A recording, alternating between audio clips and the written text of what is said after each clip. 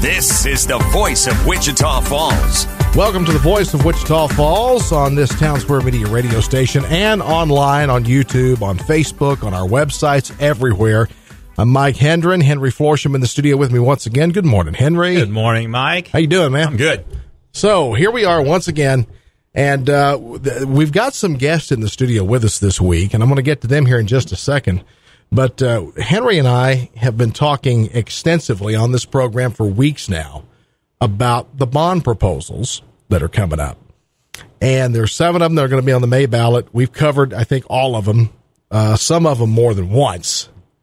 But I wanted to ask Henry today to address something that has been brought up to me a couple of times by several different people.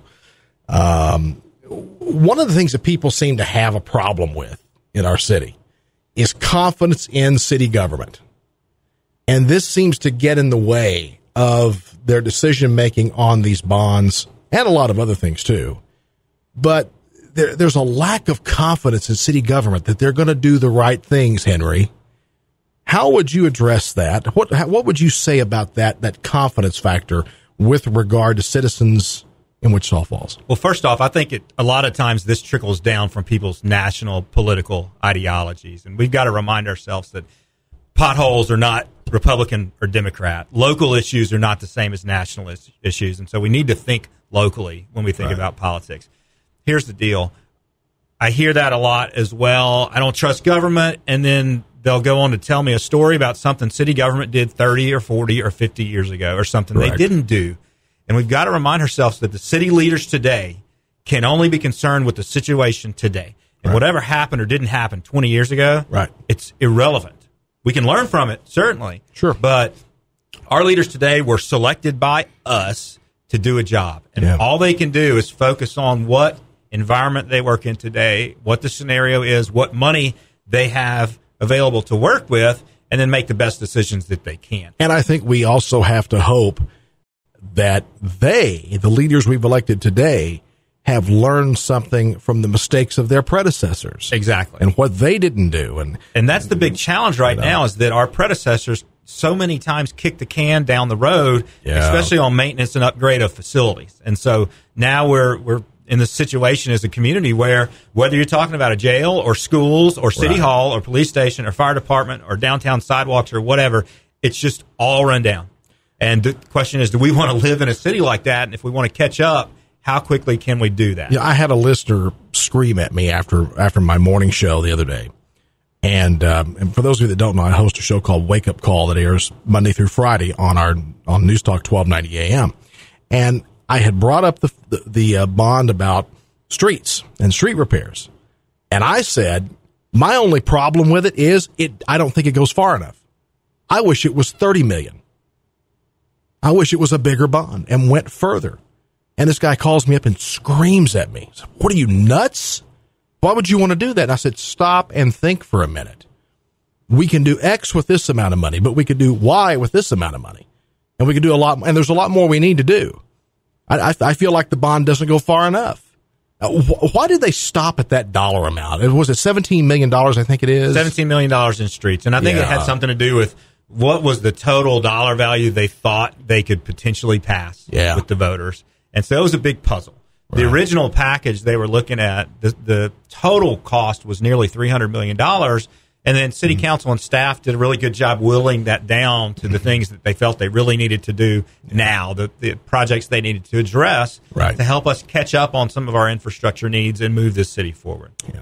Well, I think we're going to have to come back to that well again in a few years on streets. I really do. I see that coming in less than a decade. The city only is able to budget about $2.5 million a year for streets, and that doesn't go very far. So this proposition, Prop C, would help the city fund nearly 5 times that much, 5 years worth of projects all at once. Yeah. I'm with you. In an ideal world, we'd be doing all our road projects, but that budget is the reason why we have so many patches and filling in potholes instead of redoing roads. I'd like to get all the bones right.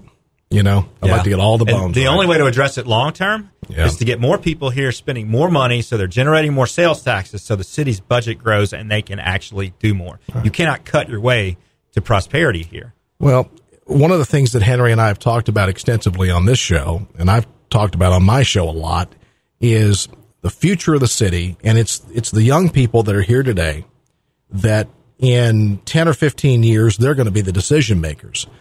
So we've got 3 in the studio today that in a year will be eligible to vote, but their real decision-making power comes a little later in life when they really get involved in day-to-day work and life and politics and all that, and they really start making a lot of decisions for the community they're going to live in. And we've invited, today we've got a group from Partners in Education that are visiting our studios, and we've invited 3 of them into the studio this morning with us to talk a little bit about what they vision, what their vision is for this city. What kind of city would you want? And so I'm going to ask, I'm going to ask each of them to step up to the mic here, Henry, and let's talk to him for a minute about it. In the studio with me, we've got Aubrey, Ryan, and Demaria. And let's start with you, Aubrey, if you'll step up to this mic right over here and just pull it up real close to you there. Don't be afraid. It doesn't bite much, I promise. Okay. How are you? I'm doing fine. How are you? Very good. Aubrey, how old are you? I'm 17 years old. Okay. And what grade are you in? I am a junior. Okay. Which school do you attend? Wichita Falls High School. Okay. So, we talk about the schools a lot, and there's been a push in the past to build new high schools here, and it's failed. The voters have shot it down a couple of times. And one of the proposals that's been shot down is building one large high school, replacing Ryder High School and Wichita Falls High School with one big high school and combining the two. And there are arguments for that usually boils down to money, the cost involved, maintenance, upkeep, day-to-day operational cost. It's expensive to keep multiple schools up. It costs a lot of money. You got to hire a lot of staff. You got to spend a lot of money. Electricity doesn't come free. It all costs money. What are your thoughts as a student currently at Wichita Falls High School about having one large school? Or would you rather have a brand new Ryder and a brand new Wichita Falls High School? Personally, if we were to create a brand new school, that would mean a lot more competition within sports and within academics. So I really enjoy the way our schools are right now. I really love the way Hershey has their IB program specifically set for them, and the way Ryder is so set on academics and sports, and the way Old High is very much so mirroring the two schools and how we all work together as one. Right. But we're also separately, each have our own identity as a school. So your vote would be for separate facilities? Yes, sir. For everybody? Yes, sir. All right. Henry, I know you've got some questions for these young ladies, so sure. What questions do you have for all? Yeah, and this will go for all of you. So the way economic development used to work was that a company would go somewhere and then people would move for the jobs. But now that's changed. Now, for the most part, people pick a city they want to live in and decide to move there and then go find a job in that city, right? They're all nodding as I'm saying this. So my question to you guys is, what type of city do you want to live in? What does that city offer you when you move there? Well, I come from a small town called Dayton, America, which is right outside of Houston. And I come from a relatively small town within a big community where we are full of lots of interaction and experience. We really focus on the experience that you get out of the town. So I would really love to see Wichita Falls become a more experience-based town. I love how downtown looks with the coffee shops, because that's my big thing, is going to the coffee shops with my friends after school. I find that to be so fun to work on homework there. And I know we're having the back door, the red door. Backdoor Theater? The Backdoor Theater, mm-hmm. Yes. They have so many great productions, and they're opening so many new things down there. And it's so awesome to just go hang out there. But I wish that it was more, you saw people walking around more. I think that'd be really cool. That's great. Mm-hmm. Thank you. Yeah. Now, also, Ryan. I want Ryan, step up to the microphone here. Let's talk to you for a minute. And now, Ryan, how old are you? I'm 17. Okay. What school do you attend? I go to Hershey. Hershey. Okay. Yeah. My alumni right there. Hershey class of 90 right here. Ooh. Yeah. Nice. I'm old. Yes. Wait, I'm older than you? You're older than me. That's ridiculous. How much older than me are you? 2 years. I just turned 48. I see. Well, I'm not. I'll be 47 soon, so I'm not quite 2 years behind you. Yeah. You look okay for your age. We digress. Okay. Anyway, so and thank you. You're right. Listen, boys, you're both beautiful. It's We picked the right one. Oh, she's buttering us up for something here. So, Ryan, you're 17, Hershey student. Hershey High School. There have been some. I've heard some arguments from people within the district and outside of the district who would actually advocate closing Hershey down. And I scream when I hear it. I'm like, whoa, hold on. We're not doing that. How do you feel about Hershey High School? And if you could improve anything there, what would it be? I love Hershey. I think it has the best academic program because we have the IB program, which offers something really special. It's difficult as heck, but you get so much out of it. Yeah. And I think that losing that program would be devastating. It would. But I think a lot of people kind of look down on Hershey because for the past while, we haven't had the best sports teams. Yeah. Well, even when I was a student there in the 1980s, it was kind of viewed as that other school. It was, we were kind of we were the stepchild, we were the one that nobody really wanted to acknowledge so much. Even since I've been here, it's been thought of, it's the afterthought. I always hear people talking about Ryder and WF High, right? Yeah. And I'd love that you called it Wichita Falls High School and not Old High. Yeah. But Hershey's always in the background somewhere. Yeah. And I always felt like that was a mistake to treat Hershey that way, as kind of an outsider. Yeah, it's quite a distance away from the other two high schools, but high schools were designed that way back then. They were neighborhood schools. Your elementary schools, your high schools, your junior highs, you had them all kind of clustered together in neighborhoods around the city. And the idea is the kids in those neighborhoods would attend those schools. Pretty much, you went to 3 schools during your entire lifetime and they were all in your neighborhood. That's changed. Now you have students who come to Hershey who may live on the other end of Southwest Parkway, but they go to Hershey High School on the other side of town because of the IB program, right? Yeah, exactly. And you have, students who go to Wichita Falls High School for one reason or another, or Ryder for one reason or another. And so there's a lot of transfer there going on. If you could really improve something or several somethings even at Hershey, what would they be? What does Hershey need? What do you think Hershey needs that it doesn't have right now? I think we could come together a little bit more as a community. We could have some more activities or something like that. More community involvement in that school. Yeah. Just to boost school spirit. Right. Yeah. So, because you do, as Henry said, you hear a lot about Ryder, you hear a lot about Wichita Falls High School. Yeah, exactly. But you just don't hear that much about Hershey from the rest of the community. It's sort of still that neighborhood kind of school, which is okay, but it could be better. It could be a lot better. During that election in 2014, where the district was attempting to consolidate, I kept hearing this comment about we're trying to go from 2 schools to 1. Yeah. I'm like, but we have more than 2. We do. And again, it goes back to that whole thought process where Hershey is not really it's like it's not part of the family, and I hate that. And I'm not saying everybody in the Wichita Falls ISD administration feels that way. I know they don't, okay? They don't. But you do have a few people that have over the years sort of, I hate to use this word, but mistreated Hershey. Yeah, no, absolutely. I don't like that at all. And I wish we would. I think you're absolutely on the right track. More community involvement, more community spirit around Hershey High School. That's a big need right there, and that's a very good point. Thank you for bringing that up. It's an excellent point. Henry, you got any more questions for Ryan? Well, I want to ask Ryan the same thing we asked Aubrey, which is, what kind of city do you want to live in? Yeah. Well, I'm really involved in the arts, so I'd love to see some more art stuff going on here. And we have the theaters, and that's so great. But I'd love to see maybe some local art competitions or writing competitions, stuff like that, just to bring artists in and get them involved in the community. Yeah, I happen to be involved with the Arts Council Wichita Falls and the Forum and an event they put on called the Cowboy True Art Exhibit and Auction. We just had that event for this year. The 7th annual one just occurred. Biggest one we've ever had. It grows every year.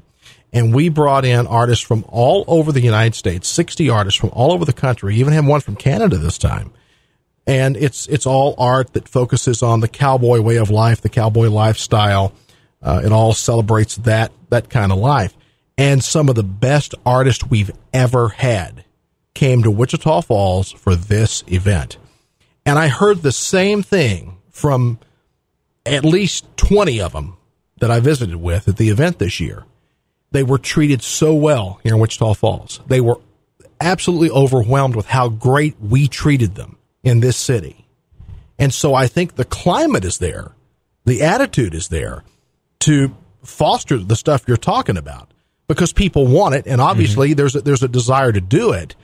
It's just getting the wheels in motion. And I think we're getting there. We're turning a corner on that, I think. There's some really cool things happening with the arts nowadays. So, first, the Wichita Theater is just about to open up a new place on Indiana across the street from the theater where they're going to be doing dinner theater and some other really neat performances that they couldn't do in the big theater. Yeah.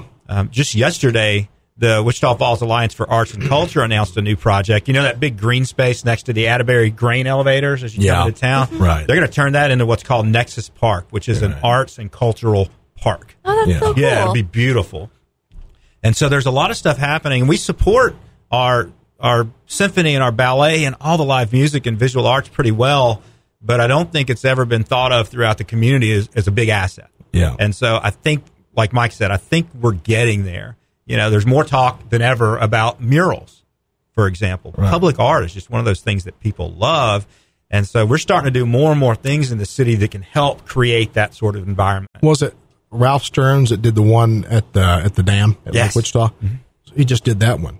It looks great. Yeah, it's beautiful. You know, I wish it was a little more visible from the road, but if you get up there on the dam, you can see it great. It looks awesome. It really does. Now, if we can just do the other side. Yeah, exactly. I don't know. Ralph may not want to do it. Just keep doing more. All right, keep pushing. Well, thanks very much, Ryan. I appreciate it. Now, we've also got Demaria. I'm going to have you step up here. Don't be shy. How are you? I'm good. How are you? Very good. How old are you, Demaria? I'm 17. Okay. So triple 17s here today. And what school do you attend? I go to Hershey. You do? Okay. All right. So 2 against 1 here. Sorry, Aubrey. It's all right. How do you like Hershey? I love Hershey. Yeah. Good school. Good staff too. Yeah, they're great. It is. It was an awesome place when I went to school there. We had a lot of fun there. And I still stay in touch with a lot of my classmates from there. You know, the ones that'll still talk to me. Some of them don't have anything to do with me now, but that's another story for another show. But anyway, Aubrey, so I'm going to ask you, as far as Hershey is concerned, and the schools, what would you improve about your school as it exists right now? What would you change if you could change something? Just more school spirit, like getting the kids within Hershey like more excited about the school. I feel like that would help more people in the community be excited about our school. Like we have like no school spirit, so if we don't have school spirit, then how are people in the community supposed to get excited about our school when the students in the school aren't really excited? Why do you think there is a lack of school spirit there? What do you think is the cause of that? I honestly don't know. I really don't. Maybe it's because our sports teams haven't been that great, so like people just don't feel like supporting them even when they're not at their best, or just the school when we're not at our best in general. Yeah, I know your booster club has struggled with parental involvement and things like that. I know that's been a struggle for a while now, and I know you got some people that are trying to turn the tide on that and working very hard at it. You know, but it takes time. It takes time to do it.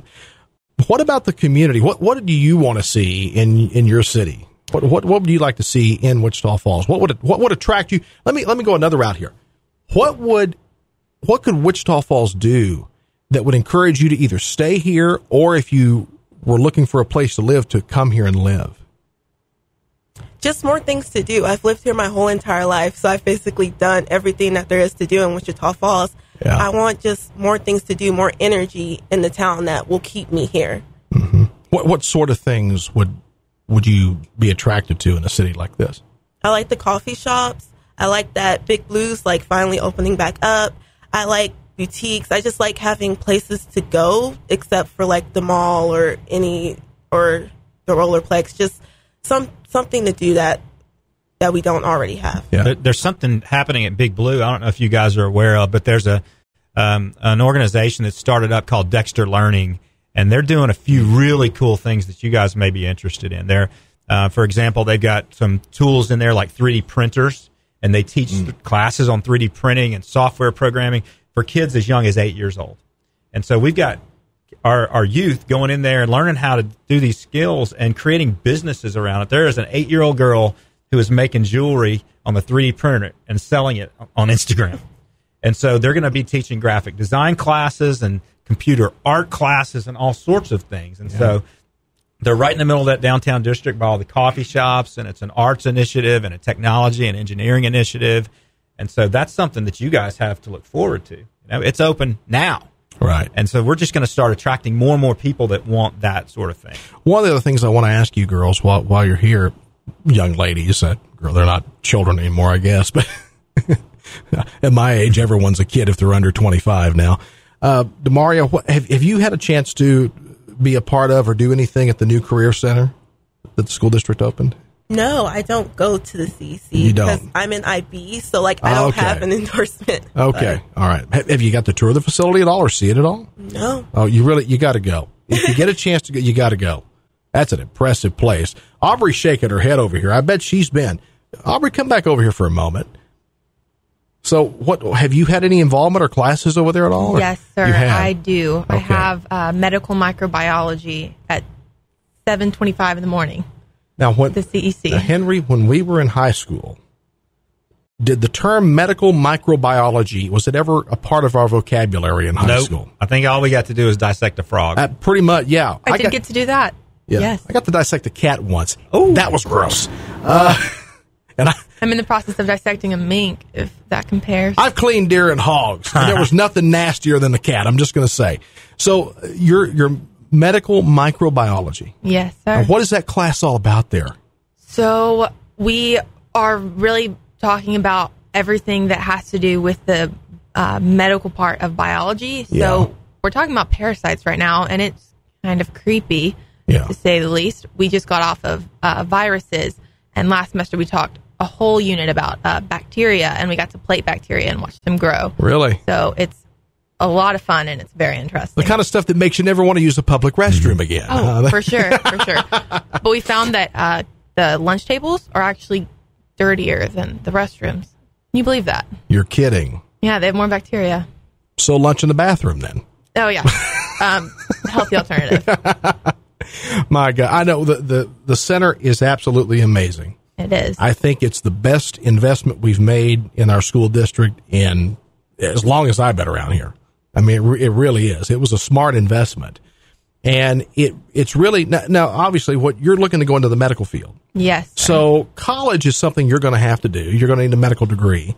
But also what the center is going to do is it's going to provide a platform for students who aren't going to go to college, but maybe they're going to go into some other kind of a trade, welding or machinery or some kind of computer technological field that doesn't necessarily require a bachelor's degree, but it does require levels of training and skills over and above what you would normally leave high school with. That's the good news about the CEC Center, because the old Kerrigan facility, the reputation was it was just for those kids, right? There were only a few programs, and they were your traditional trade school programs like cosmetology and welding and carpentry and that sort of thing.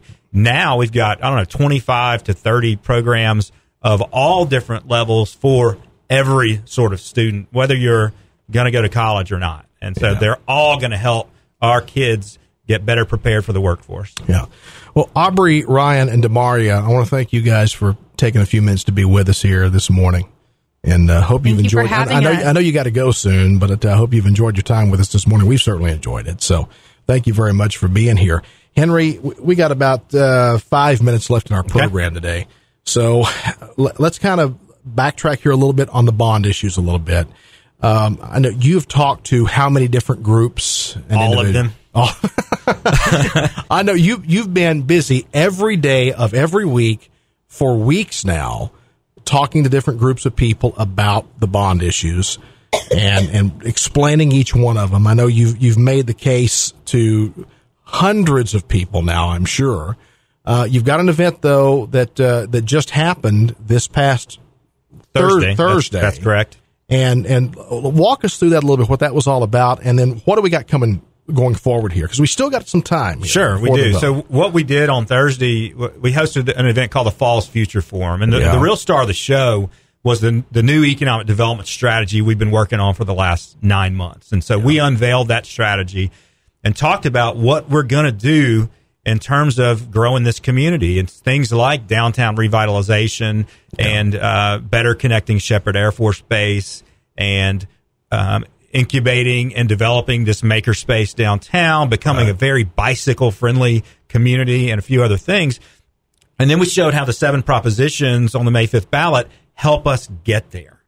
And so that's the whole point, is where are we heading as a city and how are we going to do it? And that's what this event was about. And if anybody wants to read the strategy and the justification behind these decisions that we made, it's all posted on fallsfuture.com. I know you're doing your best to educate people about this. You want people to make an informed vote, whether they're for it, whether they're against it, whichever way you're going to vote, make it an informed vote. Don't vote just on emotion or because somebody told you should do this or do that. Do your own homework. And all the information is out there. There's lots of information out there.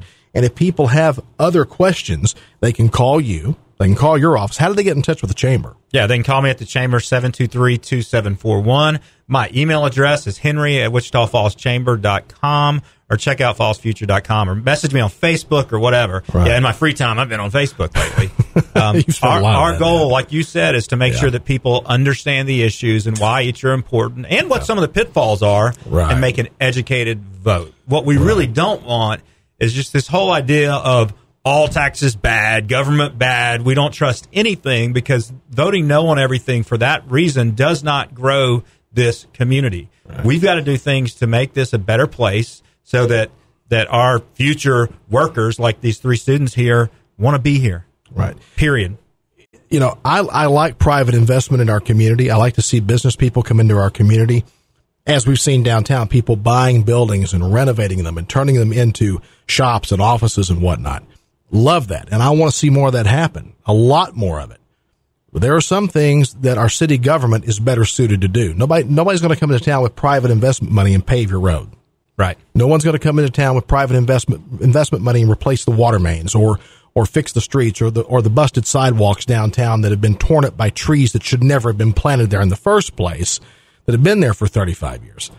That stuff's going to have to get done on the city government level. And this is how we do it. Great cities do it. And the cities we're competing with, they do these things. And one of the things I want to point out before we run out of time, I've had some discussions with people about our property tax situation. Our property taxes are high. All over Texas, we're high. Well, there's a reason Texas has higher property taxes than some states. We're one of only 7 states that doesn't have an income tax.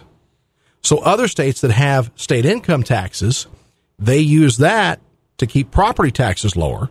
There's an offset there that they have that we don't. Now, I am not advocating for a state income tax. No, God, no. No way. Don't want to see that happen. Could the property tax situation be better? Yeah. And there's some math that needs to be worked there over time. But one of the things that's going to help us as a city, the city of Wichita Falls, is growth. If we could add 50,000 new citizens over the next 10, 15 years, that has a big impact on our city revenue situation. And that enables us to do more things and different things without raising taxes even more, or maybe not having to go do another bond issue because more revenue will be coming in. That's kind of the track we need to be on. Yeah, right? You're right. And it's interesting. One of my Facebook friends, his justification for voting no is that realtors tell him all the time that people are shocked when they're trying to move in and buy a house that the property taxes are so high. And I guarantee you, every one of those people is somebody that's moving here from a state that had an income tax. Right. And so their property taxes were lower. Right. It's not somebody moving from Houston to here and saying, oh, my God, the property taxes are so much higher, because they're not. The highest property tax cities in this state are the cities that are growing, okay? We're not as high as those cities are. Right. But compared to other states, yeah. But it's offset by the income tax. Right. Well, we've got lots more we can talk about, and we will talk about on the next Voice of Wichita Falls. I want to thank Wichita Falls ISD students Aubrey, Ryan, and Demaria for being here. Thank you very much, ladies. And I wish you all luck and success in your future endeavors, and hope even if you leave Wichita Falls after you graduate, someday you'll come back here and see what an impressive city we've got here. I really do. Henry, thank you for being here, and we're back next week with another episode of The Voice of Wichita Falls. Have a great week, guys. God bless you.